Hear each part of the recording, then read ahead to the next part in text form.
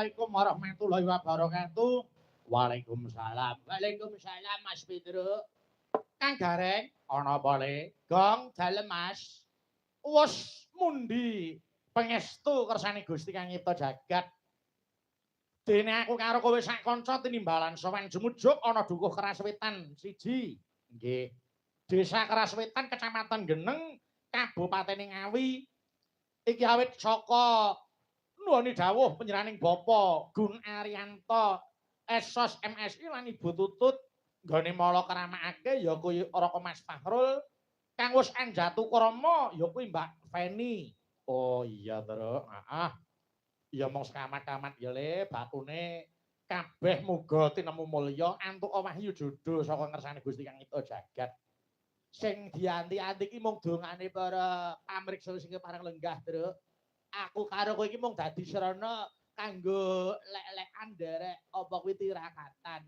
Sakwise mengkono dongane para tamu sing disuwun pamriye ya kuwi Mas Fahrul lan Mbak Feni entuk wahyu judul saka ngersane Gusti Kang Nyipta jagat nganti kaki nini ora bisa ana kang misahake. Iya bener. Nggih, Gong. Kowe karo aku isane mung melu ndonga. Mung melu ndongake sing becik. Lah ewadene sing nglakoni ya murih kadewasane ya kuwi Mas Fahrul karo Mbak Feni. Ngono ya, Truk. Nggih. Awit ngerti ya Kang Gareng, ana 10 pepacuh sing kudu disingkiri tumrap wong omah-omah karben ora kerep padu. 10 ki apa wae. Siji, aja kulino nyepelekke siji lan sijine tumrap wong jejodohan, kudu kajen kinajenan, kudu ngregani kabecikan sing ditindakake dening pasangane. Nggih. Angka loro, aja gedhekke sujana sing tanpa panaliti. Aja gampang ndakwa sing tanpa bukti ning yen ana buktine ya kudu dirembuk sing kanthi sareh lan wicaksana. Paribasan kedung jero kena dijajaki jerone ati sapa sing ngira. Terus sing nomor 3 apa Mas Pedro? Sing nomor 3 aja gampang nyalahke. Tegese aja golek salahe ning golek ana benere. Ora ana menungsa kok sampurna. Nggih. Sing kaping 4 aja sungkan lan aja pekewuh. Wong jejodohan kuwi raga loro jiwa siji. Mula rasane aja pekewuh. Leres. Sing nomor 5 apa Mas? Sing nomor 5 kudu sing apa anane. Lahir batin kudu padha. Yen iya ya iya, yen ora ya ora. Nggih. Kaping 6 aja gampang muring. Samubarang sareh aja gampang nesu. Dadi wong omah-omah ki ora kena nesen ya, Tru. Kekerepen ya ora apik.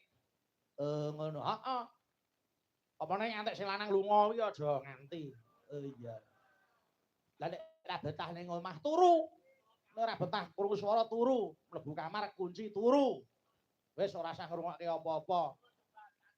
Nek kepruk tremos ditampa atine. Kuwi dienggo mawas diri. Ah, ya ora to. Heeh. Terus nomor 6 apa, Nduk? Kuwi mau aja gampang nguring. Nomor 7 ya kuwi aja lelamisan. Oh, heeh. Kabeh isine ati kudu dilairake kanthi tulus, aja nganti malah nuwuhke masalah anyar. Sing nomor 8 kudu ngudi kadewasaning jiwa.